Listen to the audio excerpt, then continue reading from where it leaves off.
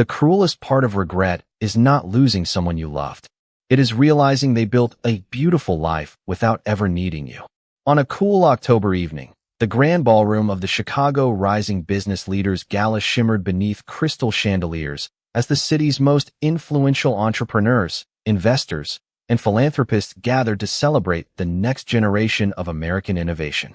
Waiters moved gracefully between elegantly dressed guests carrying silver trays of sparkling water and champagne, while cameras flashed beneath towering banners displaying the names of the evening's distinguished honorees.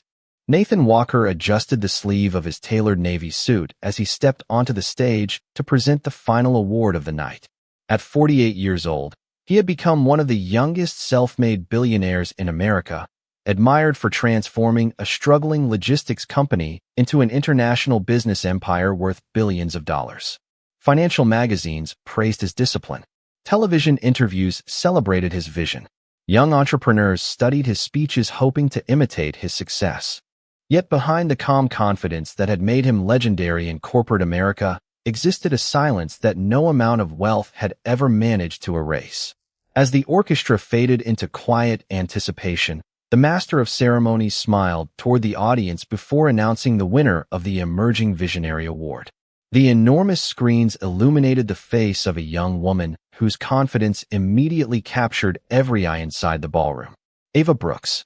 Thunderous applause filled the room as Ava stood gracefully from her table, wearing an elegant ivory evening gown that reflected the warm golden lights overhead. She accepted heartfelt congratulations from fellow entrepreneurs before walking toward the stage with composed confidence that seemed extraordinary for someone only 18 years old. Nathan extended the award with a courteous smile, but something about her eyes unsettled him in a way he could not explain. Their warm brown color carried an unexpected familiarity. Her smile awakened a distant memory buried beneath nearly 2 decades of carefully constructed success. As Ava accepted the crystal trophy, she paused before the microphone, taking a slow breath while the audience settled into silence. Every business achievement people celebrate tonight began with one person believing in me long before anyone else did, she said softly. My mother taught me that success means creating opportunities for others, not simply collecting accomplishments for yourself. Everything I have built belongs to her first. The audience responded with heartfelt applause as cameras instinctively searched for the woman she had just honored. Nathan followed the movement of the lights until they stopped several rows from the stage. A woman slowly rose to her feet. She wore a simple emerald evening dress that carried elegance without extravagance. Her natural curls framed a face marked not by bitterness, but by quiet dignity earned through years of perseverance. The moment Nathan saw her, the ballroom around him seemed to disappear. Jasmine Brooks. 18 years vanished in an instant. He remembered a tiny apartment overlooking rain-soaked Chicago streets. He remembered the promise ring he had slipped onto her finger before convincing himself that ambition demanded sacrifice. Most painfully, he remembered the afternoon she had quietly told him she was expecting their child, and the fear that had overwhelmed his younger self before he walked away believing success could somehow replace responsibility. He had never called. He had never searched. He had convinced himself that leaving would eventually become easier for both of them. Standing beneath thousands of brilliant lights, Nathan suddenly understood that the life he had spent 18 years trying to outrun was standing only a few yards away, applauding a daughter he had never known existed. Nathan remained standing on the stage long after the applause had faded, though every instinct told him to look away. Jasmine did not acknowledge him with surprise or anger. She simply offered her daughter a proud smile before returning to her seat with the quiet grace of someone who had already made peace with a painful chapter of her life. That calm expression unsettled him far more than resentment ever could have. Throughout the remainder of the ceremony, Nathan fulfilled every responsibility expected of him. He congratulated award recipients, posed for photographs, shook countless hands, and exchanged polite conversations with business leaders who admired his achievements. Outwardly, nothing had changed. Inwardly, every carefully constructed certainty had begun to collapse. As soon as the gala concluded, Nathan returned to his downtown penthouse overlooking the Chicago River. The city lights stretched endlessly beyond the floor-to-ceiling windows, but he barely noticed the skyline that had once symbolized everything he had sacrificed to obtain. Instead, one name echoed repeatedly in his mind: Ava Brooks. Before sunrise the following morning, Nathan asked his longtime chief of staff to assemble publicly available information about Brooks Community Capital, explaining that he was considering a potential philanthropic partnership. The request sounded perfectly ordinary inside a corporation known for supporting community investment initiatives. No one questioned his interest. Within hours, a neatly organized report rested on his desk. Nathan opened the file expecting to discover an ambitious startup founded by a fortunate young entrepreneur. What he found instead forced him to confront a reality far greater than he had imagined. Brooks Community Capital had begun as a modest neighborhood financial education program designed to help working families secure affordable business loans after traditional institutions repeatedly turned them away. Over the years, it had grown into one of Chicago's most respected community investment organizations, helping hundreds of entrepreneurs launch successful businesses while reinvesting profits directly into underserved neighborhoods. Industry publications described Ava Brooks as one of the brightest young business minds in America, praising her uncommon ability to combine financial discipline with genuine compassion. Nathan continued reading every page without interruption. Awards, interviews, community projects, leadership conferences. Each accomplishment revealed remarkable intelligence balanced by humility that could not be manufactured for public attention. Then he reached the family information section. Mother, Jasmine Brooks. Father, not listed. Marital status of mother, never married. Nathan stared silently at those few simple words for several long moments. There were no interviews discussing Ava's father. No photographs. No speculation. No accusations. Jasmine had never spoken publicly about raising her daughter alone. She had never attempted to attract sympathy by telling her story. She had simply continued building a meaningful life. Nathan leaned back slowly in his chair as memories returned with painful clarity. 18 years earlier, he had convinced himself that disappearing would spare Jasmine the uncertainty of following a young man consumed by impossible ambition. He had promised himself that success would eventually justify every difficult decision. Instead, the report before him proved something entirely different. Jasmine had never needed his fortune. Ava had never inherited his influence. Everything they had built belonged completely to them. Nathan closed the folder, but could not silence the growing question inside his heart. If Ava truly was his daughter, then every birthday he had missed, every school performance he had never attended, every accomplishment he had never celebrated had unfolded while he was busy building an empire that suddenly felt strangely empty. For the first time in many years, Nathan understood that the greatest measure of a person's success could never be calculated on a balance sheet. Some opportunities expired quietly, leaving behind no headlines, no public criticism, and no second chances guaranteed by wealth alone. Over the following week, Nathan resisted every impulse to arrange an immediate meeting with Jasmine. The younger version of himself would have believed that influence, confidence, and decisive action could solve any problem. The man he had become understood that 18 years of absence could not be erased by one conversation. Instead, he quietly rearranged his schedule so he could learn about the life he had abandoned before asking to become part of it. Public appearances were delegated whenever possible. Board meetings ended early. For the first time in decades, the relentless pace that had defined his career slowed because something infinitely more valuable demanded his attention. Brooks Community Capital operated from a renovated brick building on the south side of Chicago. It was not luxurious, but every corner reflected purpose. Nathan arrived one crisp autumn morning in an unmarked sedan rather than one of the company vehicles everyone recognized. Remaining outside across the street, he watched volunteers unlock the front doors as neighborhood business owners, students, and families gradually filled the building with conversation and laughter. A few minutes later, Jasmine stepped out of a modest SUV, carrying several boxes of educational materials. Before anyone could reach her, 3 teenagers hurried across the sidewalk to help. She thanked each of them with genuine warmth, greeting every person by name as though no one who entered the building was ever invisible. There was no trace of bitterness in the way she carried herself. Instead, there was quiet confidence born from years of serving others without expecting recognition. Nathan remained still as memories continued to surface. He remembered Jasmine laughing over inexpensive takeout dinners while they planned impossible dreams together.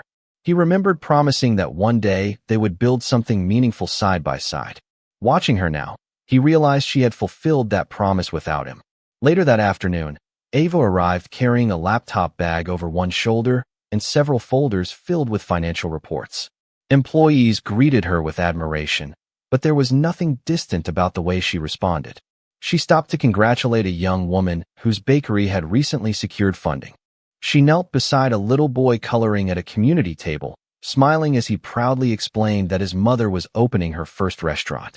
She patiently answered questions from aspiring entrepreneurs before walking into a conference room where she led a workshop on responsible business growth. Nathan quietly observed through the glass entrance as Ava explained that profit created opportunity only when it strengthened entire communities rather than serving individual ambition alone. Her words echoed values he had rarely heard inside corporate boardrooms despite spending his entire adult life there. He found himself wondering where she had learned to lead with such wisdom at such a young age. Deep inside, he already knew the answer.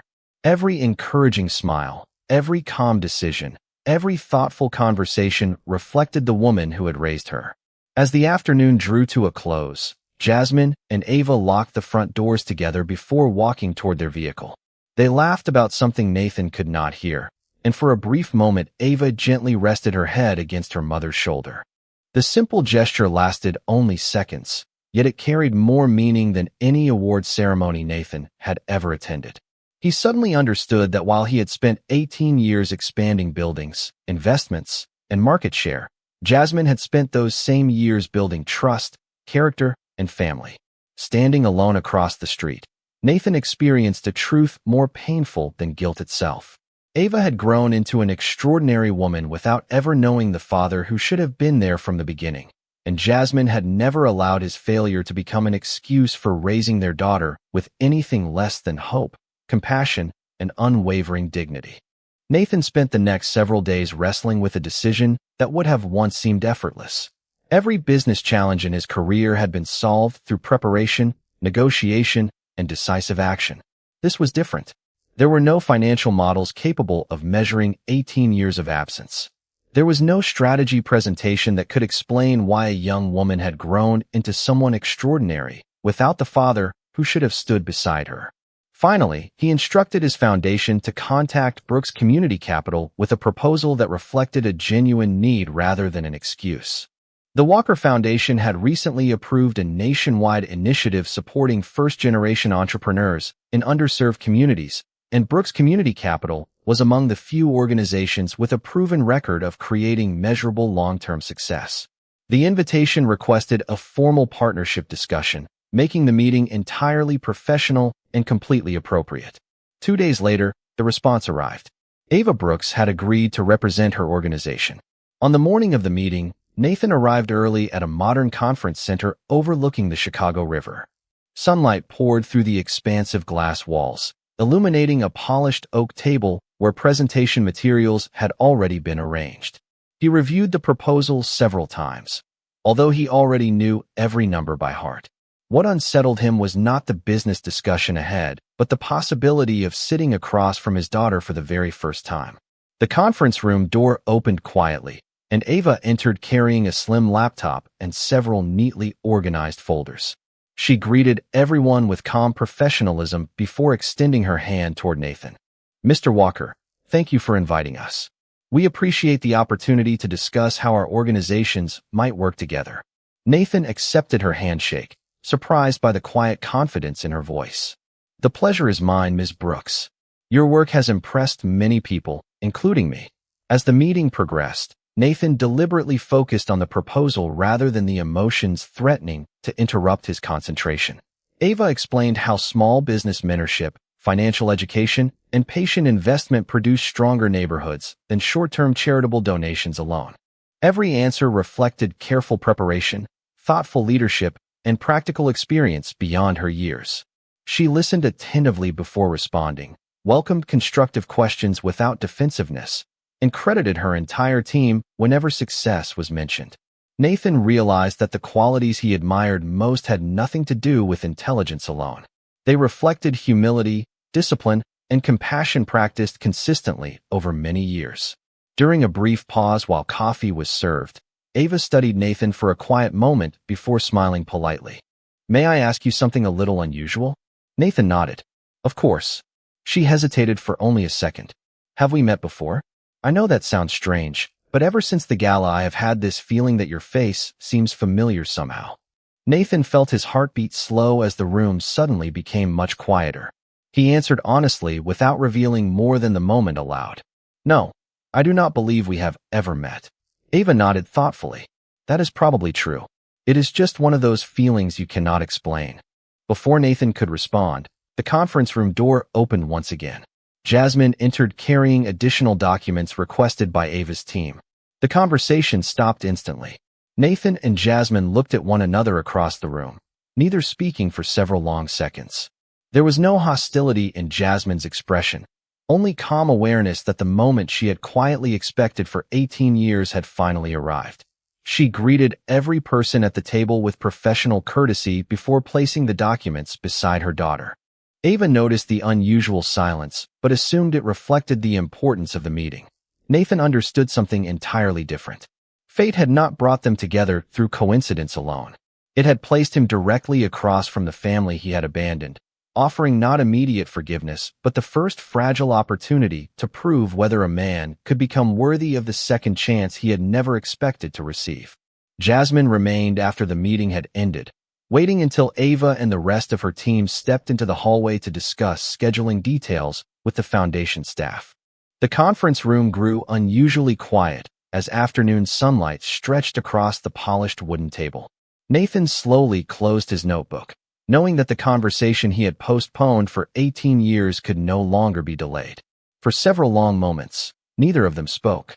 Jasmine looked exactly as she had throughout the meeting, calm, composed, and impossible to read.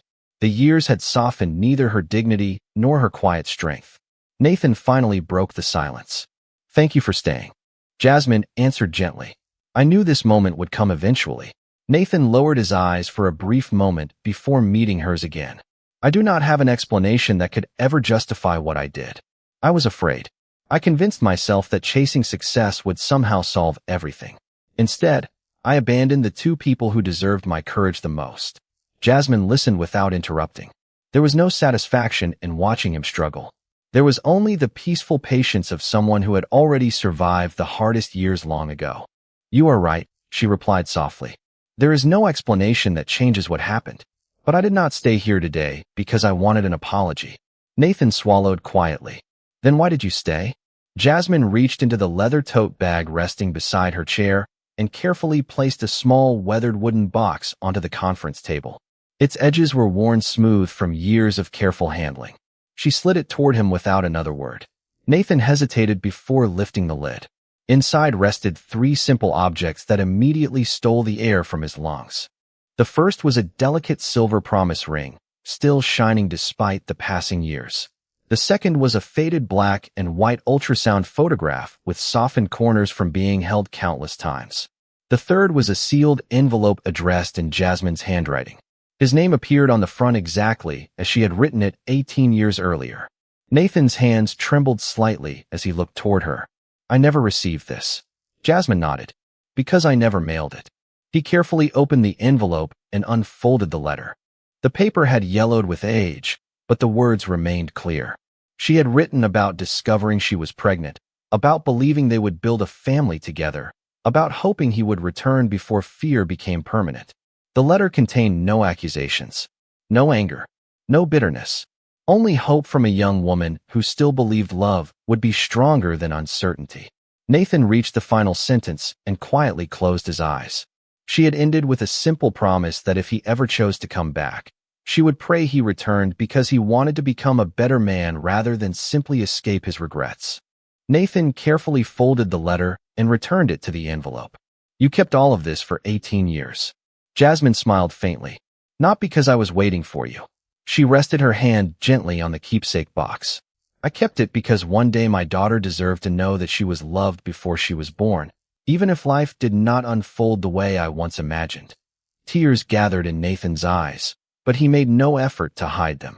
Jasmine stood slowly, preparing to leave, then paused beside the door. Without anger or condemnation, she offered the words that would remain with him forever. If you truly want to know your daughter now, do not begin by asking what she can forgive. Begin by becoming the man she has never had the chance to know. Then she quietly walked out of the conference room, leaving Nathan alone with a small wooden box that carried more truth than every fortune he had spent his life building. For the next several days, Nathan carried the weathered wooden box with him everywhere he went. Although no one inside his company knew why the small keepsake had suddenly become more important than the contracts, reports, and investment proposals that usually occupied his briefcase. Every evening after work, he unfolded Jasmine's letter and read it again from beginning to end. Each sentence reminded him that the greatest loss in his life had not been financial, but deeply personal.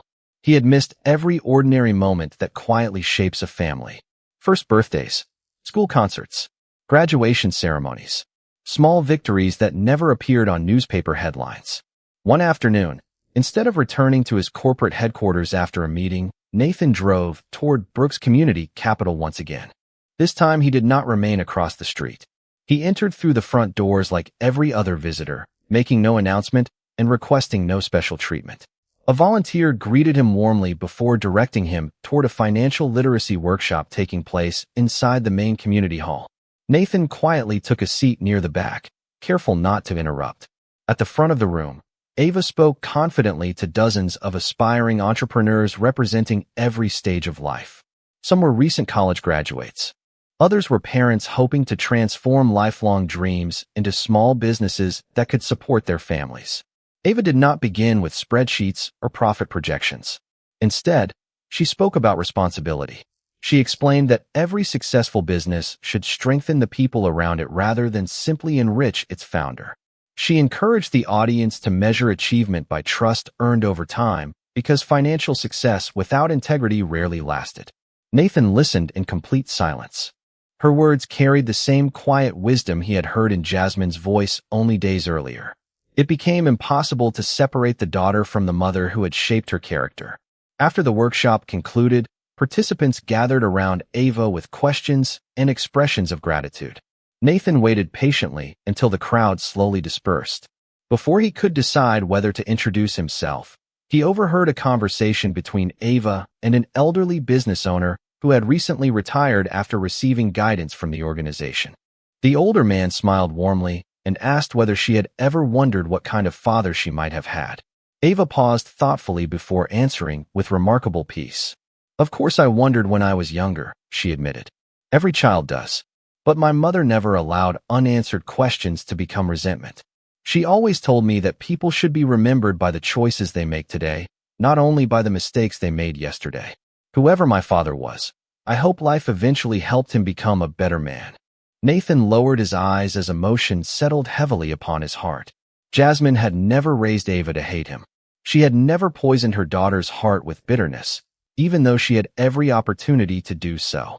Instead, she had chosen compassion over revenge and hope over resentment. Nathan quietly left the building without introducing himself. He understood that hearing those words had been a gift he had not earned. That evening he called his executive team with unexpected instructions. Several personal appearances were canceled. Additional responsibilities were delegated to trusted colleagues. He announced that he intended to devote more of his schedule to the Walker Foundation's community initiatives, beginning with programs supporting first-generation entrepreneurs throughout Chicago. No one questioned the decision because it aligned naturally with the company's public mission. Only Nathan understood the deeper reason.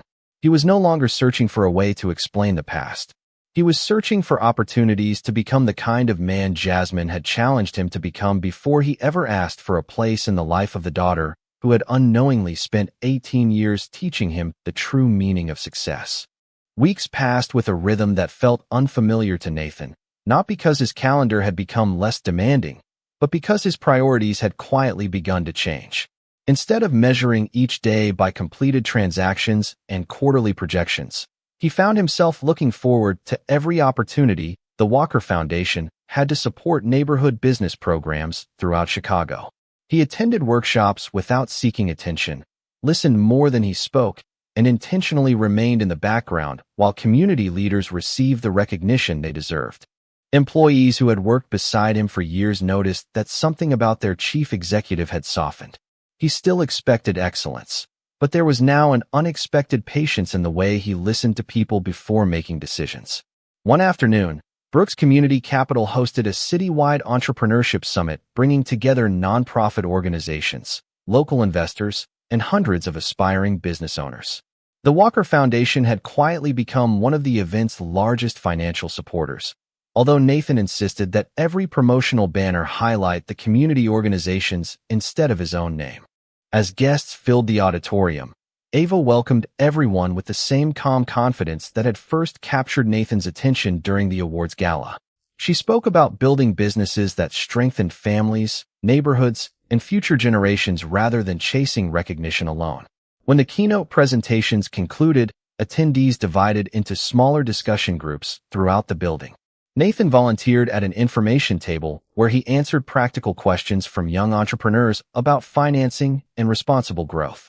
Many participants had no idea that the man patiently reviewing their business plans was one of the country's most successful billionaires.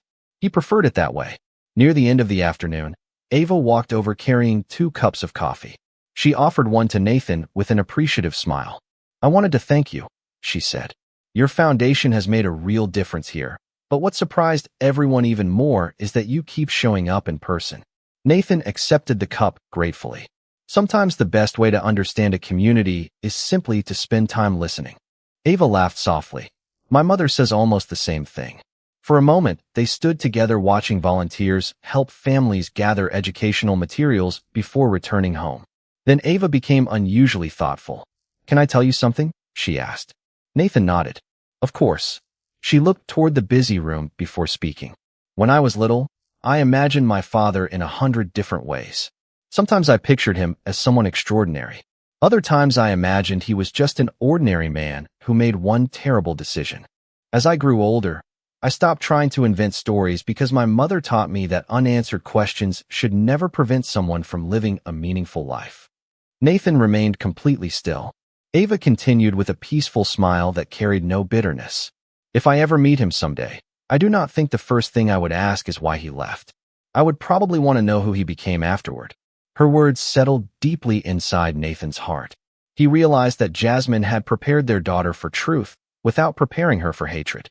That evening, after the summit ended, Nathan requested a private meeting with Jasmine. They met the following morning inside the quiet community center before volunteers arrived. Nathan spoke honestly, without rehearsed speeches or carefully chosen corporate language. "I cannot keep standing beside Ava while pretending to be a stranger," he said. "She deserves the truth, even if that truth causes disappointment. I am asking for your permission to tell her that I am her father." Jasmine remained silent for several moments before answering. "No," she said gently. Nathan accepted the response without protest, but Jasmine continued speaking. "Not because you should remain hidden. Because this conversation belongs to me first. I promised myself long ago that if this day ever came, my daughter would hear the truth from the person who protected it for 18 years. After that, whatever relationship the two of you build will be entirely your choice and hers." Nathan quietly nodded. For the first time since the gala, hope no longer felt like something he wanted to claim. It felt like something he needed to earn, one honest step at a time.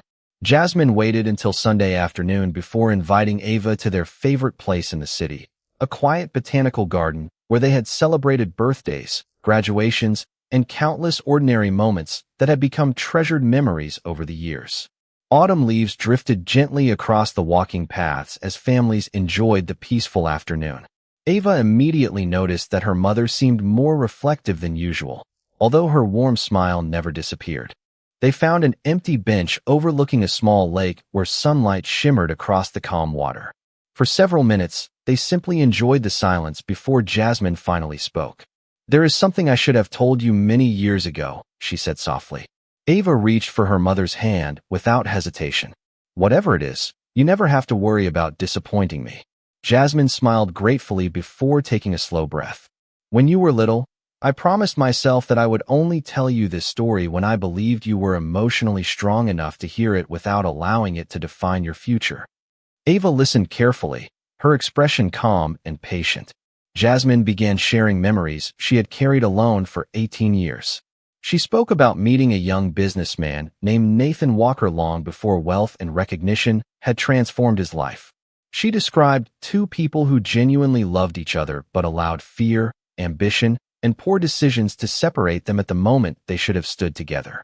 She explained that Nathan had never known she intended to tell him about the pregnancy, because the letter she wrote had remained inside a small wooden box instead of being mailed.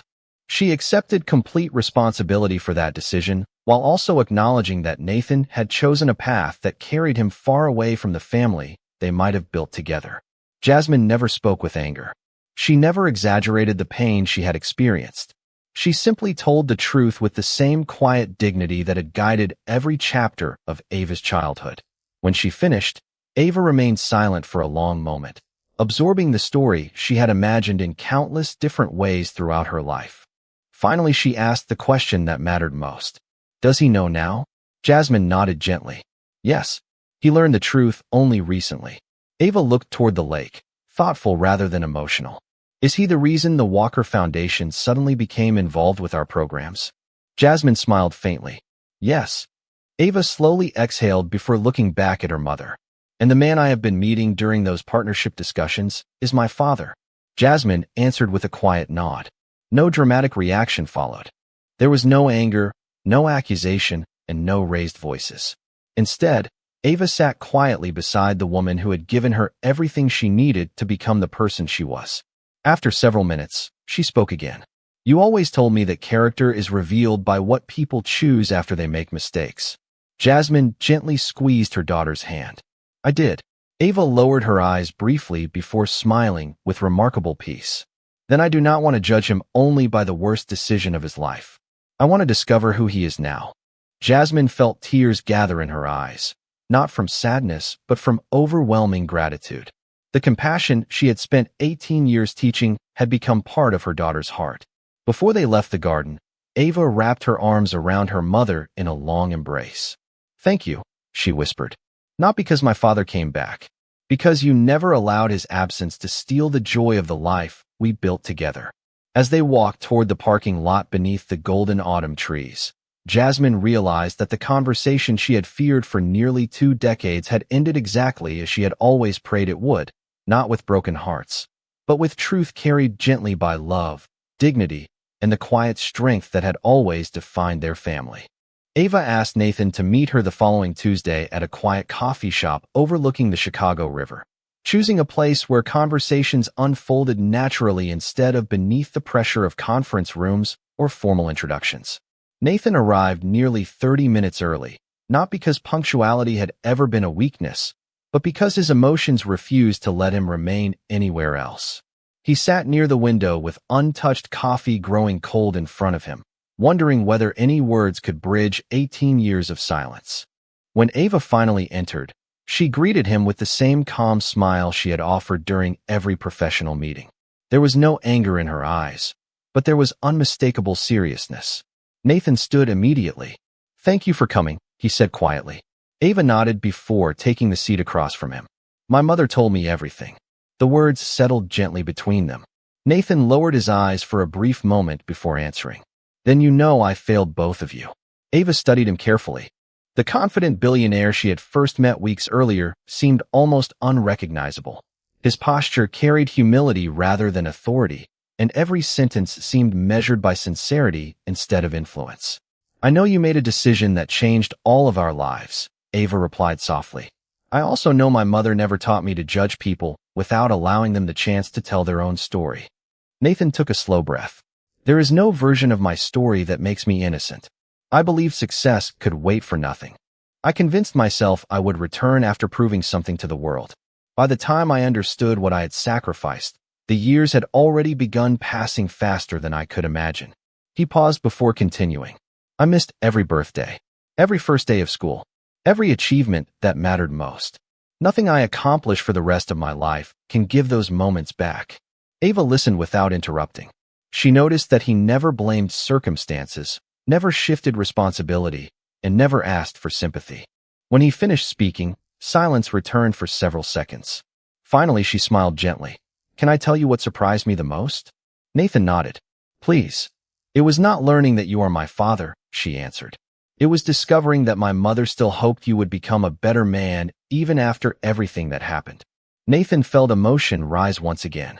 She gave me more grace than I deserved.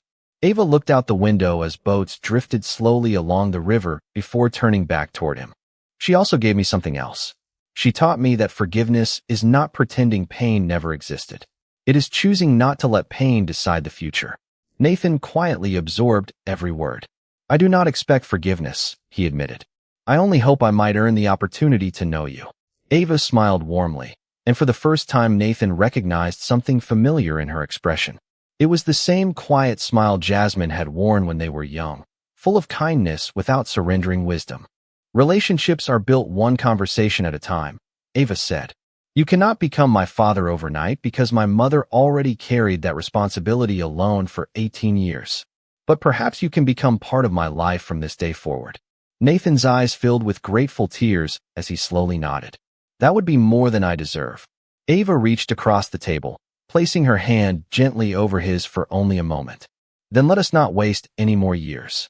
Outside, the afternoon sun reflected across the Chicago River with quiet brilliance, and for the first time since opening the weathered wooden box, Nathan realized that redemption rarely arrived through grand gestures. Sometimes it began with two people sharing an honest conversation, accepting an imperfect past, and choosing together to write a different future.